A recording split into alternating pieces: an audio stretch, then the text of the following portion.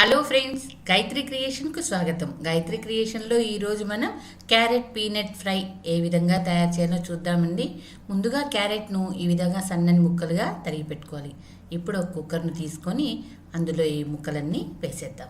ఇది తగినంత నీటిని పోసుకుందాం. ఈ విధంగా చేస్తే చాలా రుచిగా ఉంటుందండి. కుక్కర్ మూతను పెట్టుకొని విజిల్ వచ్చేంత వరకు దీన్ని కుక్ చేద్దాం. స్టవ్ వెలిగించుకొని కుక్కర్ను దీని మీద పెట్టేద్దాం. స్టవ్ వెలిగించుకొని కడాయిని పెట్టుకుందాం. 2 స్పూన్ల వేరుశెనగ గింజలను వేసి వేయిద్దామండి. ఇది బాగా వేయిందండి. 1 స్పూను ధనియాలను వేసి వేయిద్దాం. అలాగే 1 స్పూను శనగపప్పును వేసి వేయిద్దాం.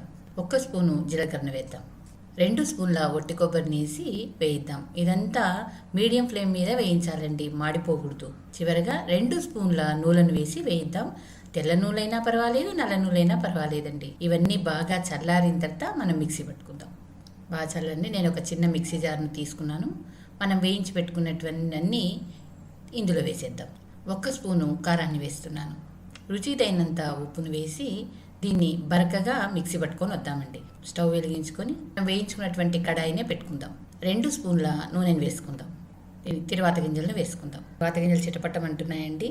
పసుపును వేసుకుందాం. 2 రెబ్బల కరివేపాకును వేసుకుందాం. ఉడికించి పెట్టుకున్నటువంటి క్యారెట్ ముక్కలను ఇందులో వేసేద్దాం.